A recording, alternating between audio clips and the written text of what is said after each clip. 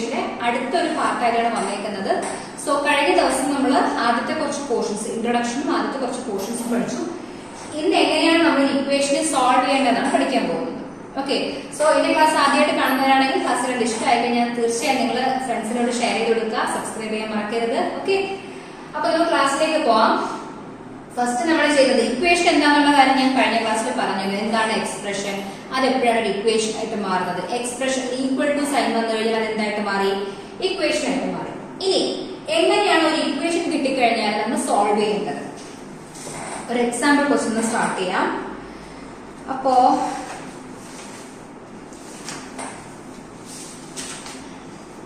Okay, ഒരു question. അതിന് മുന്നേ ഞാൻ എക്സ്പ്രഷൻ ഒന്നുകൂടി പറയാം. 4x plus 3. 4x plus 3 എന്ന് പറയുന്നത് എന്താണ്? ഒരു എക്സ്പ്രഷൻ ആണ്. ഇവിടെ ഈക്വൽ ടു സൈൻ ഇല്ല, സോ ഇതൊരു എക്സ്പ്രഷൻ ആണ്. ഈ എക്സ്പ്രഷനകത്ത് രണ്ട് ടേംസ് വരുന്നുണ്ട്. ആരൊക്കെയാണ്? 4x ഉം 3. ഓക്കെ, എങ്ങനെ നമുക്ക് ഐഡന്റിഫൈ ചെയ്യാൻ പറ്റുമെന്ന് പറഞ്ഞു? ഇടയ്ക്ക് ഒരു പ്ലസ് സൈൻ കണ്ടോ? ഈ പ്ലസ് സൈൻ ഇതിനെ എന്ത് ചെയ്യുന്നു? രണ്ട് ടേംസ് ആയിട്ട് മാറ്റുന്നു. സോ ഫസ്റ്റ് ടേം എന്ന് പറയുന്നത് 4x, രണ്ടാമത്തെ ടേം എന്ന് പറയുന്നത് 3 ആണ്. ഓക്കെ, ഈക്വൽ ടു, ഇതിന്റെ അകത്തുള്ള വേരിയബിൾ അപ്പൊ ആരാ? എക്സ് ആണ് ഇവിടുത്തെ വേരിയബിൾ. കോൺസ്റ്റന്റ് എന്ന് പറയുന്നത് 3 ആണ്. കോൺസ്റ്റന്റ് എന്ന് പറഞ്ഞാൽ തന്നേക്കുന്ന എക്സ്പ്രഷനകത്ത് നമ്പർ മാത്രമായിട്ട് നിൽക്കുന്ന നമ്മൾ വിളിക്കുന്ന പേരാണ് എന്ത്? കോൺസ്റ്റന്റ് എന്ന്. എക്സിനോടൊപ്പം നിൽക്കുന്ന ഈ നമ്പർ പാർട്ടിനെ എക്സിന്റെ കോഎഫിഷ്യന്റ് എന്നാണ് പറയാം. Equal to 10. ഓക്കെ, അപ്പൊ ഇതൊരു ഇക്വേഷൻ ആണ്. ഈക്വൽ ടു 10 എന്ന് പറഞ്ഞാൽ ഇതൊരു ഇക്വേഷൻ ആണ്. ഒരു example question. How to solve ചെയ്യണമെന്ന് പറഞ്ഞാൽ ഇതിന്റെ അകത്തൊരു വേരിയബിൾ ഉണ്ടല്ലോ എക്സ്. എക്സിന്റെ വാല്യൂ എത്രയാണ്? അതായത് ഇവിടെ എക്സിന്റെ വാല്യൂ എത്ര വരുമ്പോഴാണ് ഈക്വൽ ടു 10 എന്ന് കിട്ടുന്നത്?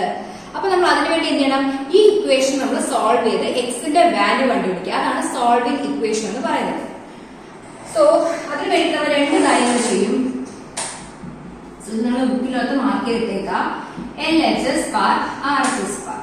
സോ ഇക്വേഷന്റെ എപ്പോഴും ഈക്വൽ ടുവിന്റെ ലെഫ്റ്റ് ഇതാണ്. അത് നമ്മൾ വിളിക്കുന്ന പേരാണ് ലെഫ്റ്റ് ഹാൻഡ് സൈഡ്, അല്ലെങ്കിൽ ഷോർട്ട് ആയിട്ട് LHS എന്ന് പറയും. ഈക്വൽ ടുവിന്റെ റൈറ്റ് ഉള്ളത് നമ്മൾ എന്തെന്ന് പറയും?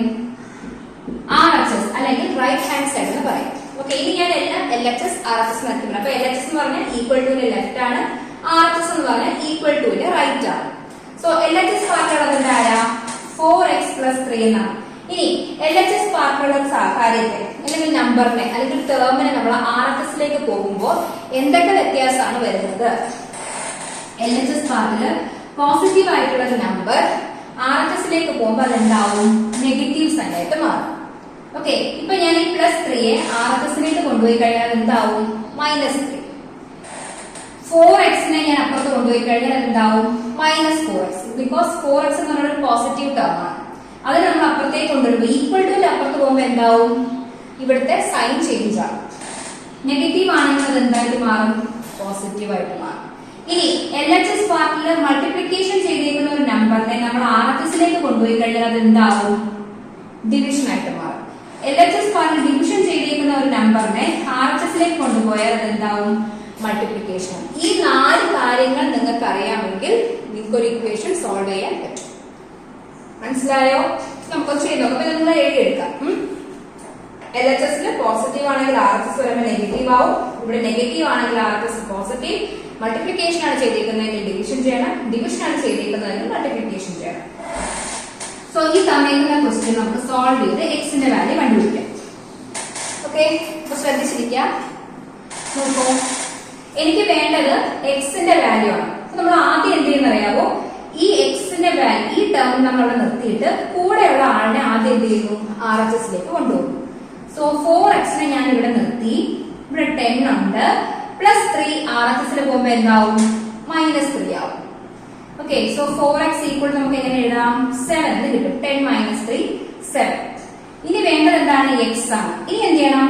എക്സിനോടൊപ്പമുള്ള 4നെ RHS കൊണ്ടുപോകണം. സോ എക്സ് അവിടെ എഴുതി, 7 ഇവിടെ ഉണ്ട്. 4 ഇവിടെ മൾട്ടിപ്ലൈ അല്ലേ ചെയ്തിരിക്കുന്നത്? 4x എന്ന് പറഞ്ഞാൽ എന്താ മീൻ ചെയ്യുന്നത്? 4 into x. ഈ 4 RHS വരുമ്പോൾ എന്താവും? ഡിവൈഡഡ് ബൈ 4 ആവും. സോ എക്സിന്റെ വാല്യൂ നമുക്ക് എന്ത് കിട്ടും?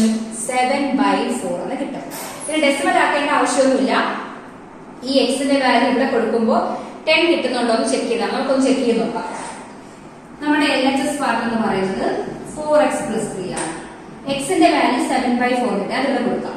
4 into 7/4 plus 3. 4 cancel ആയി പോയിട്ട് 7 plus 3 equal to 10 എന്ന് കിട്ടും. കണ്ടോ 10 എന്ന് കിട്ടിയല്ലോ. ഇങ്ങനെയാണ് നമ്മൾ ചെയ്യുന്നത് കറക്റ്റ് ആണോ എന്ന് ചെക്ക് ചെയ്യുന്നത്. ഓക്കെ, അപ്പൊ എല്ലാത്തിനും നമ്മൾ ചെക്ക് ചെയ്ത് പോകുന്നത് നല്ലതായിരിക്കും. അപ്പൊ ആദ്യം നമ്മൾ സോൾവ് ചെയ്യേണ്ടത് എന്താണ്? ഇവിടെ നമുക്ക് എക്സ് ആയിരുന്നു കണ്ടുപിടിക്കേണ്ടത്. അപ്പോ 4x മാത്രമാണെങ്കിൽ ഡയറക്റ്റ് നമുക്ക് ഇങ്ങനെ ചെയ്ത് നിർത്താം. പക്ഷെ 4xനോടൊപ്പം വേറൊരു ടേം കൂടി ഉണ്ട്.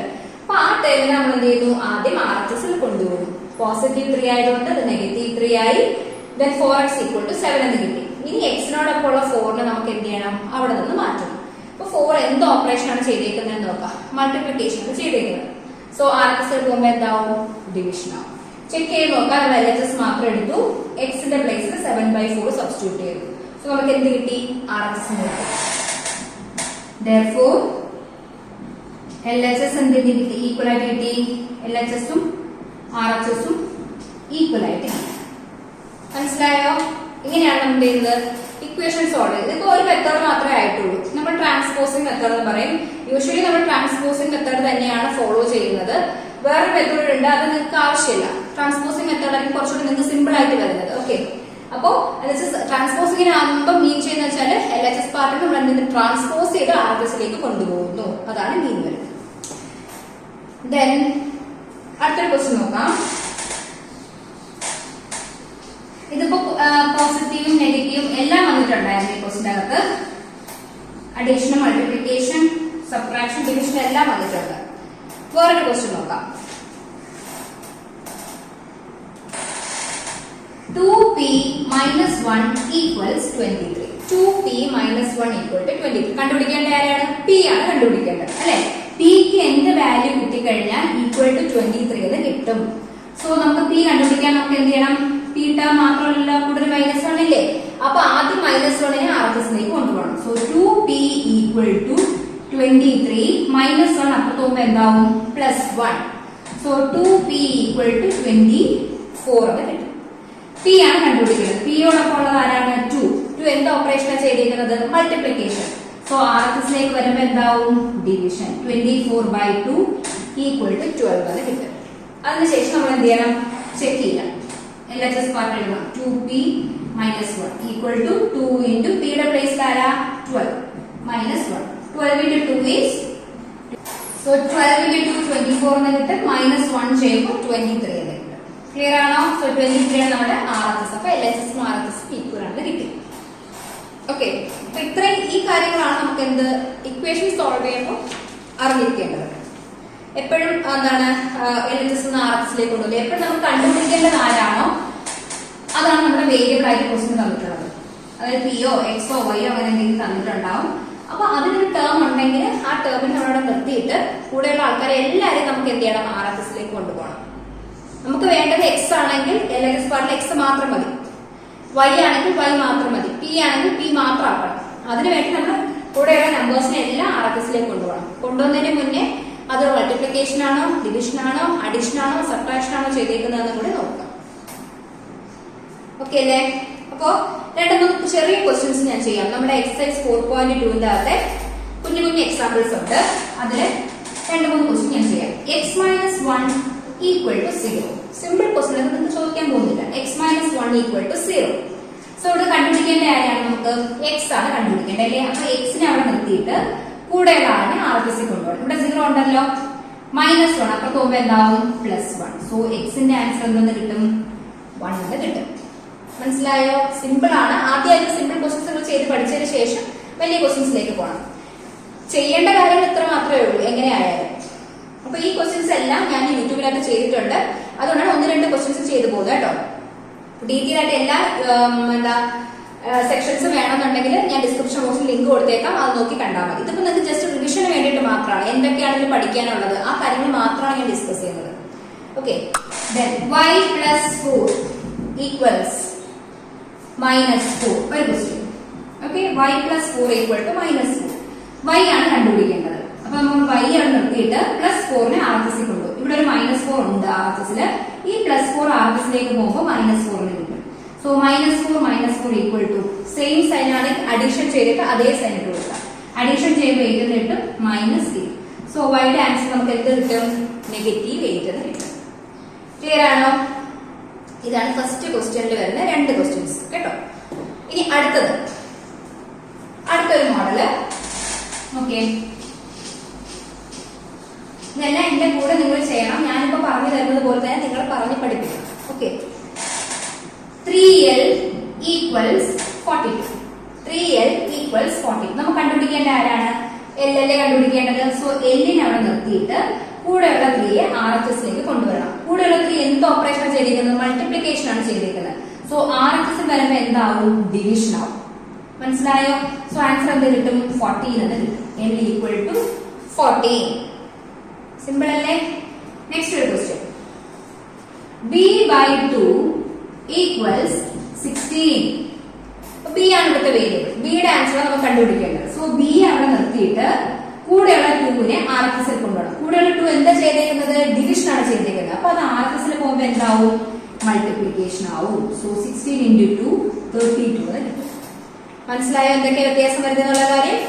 അഡീഷൻ ആണെങ്കിൽ അപ്പുറത്ത് പോകുമ്പോൾ സബ്ട്രാക്ഷൻ ആണെങ്കിൽ, പോസിറ്റീവ് ആണെങ്കിൽ നെഗറ്റീവ് ആവും, നെഗറ്റീവ് ആണെങ്കിൽ പോസിറ്റീവ് ആവും, മൾട്ടിപ്ലിക്കേഷൻ ആണെങ്കിൽ ഡിവിഷൻ ആവും, ഡിവിഷൻ ആണെങ്കിൽ മൾട്ടിപ്ലിക്കേഷൻ ആവും. 4 കാര്യങ്ങൾ മാത്രം. ഓക്കെ, ഒരു ക്വസ്റ്റ്യൻ നോക്കാം നമുക്ക്. 5m plus 7 equals 17.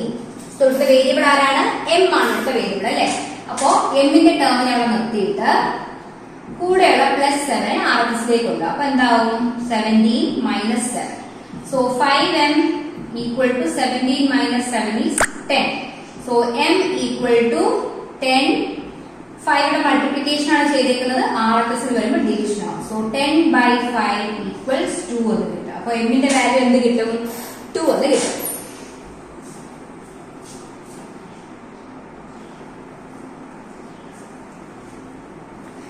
Okay, so അതിനുശേഷം നമ്മൾ എന്ത് ചെയ്യണം? ചെക്ക് ചെയ്ത് നോക്കാം. LHS എടുത്ത് എഴുതുക. LHS എന്ന് പറയുന്നത് 5m plus 7 ആണ്. എമ്മിന്റെ പ്ലേസിൽ നമുക്ക് 2 ഇട്ട് കൊടുക്കാം. 5 into 2 plus 7 equal to 10 plus 7 17 എന്ന് കിട്ടും. കിട്ടിയില്ലേ RHS? ക്ലിയർ ആണോ? ഓക്കെ,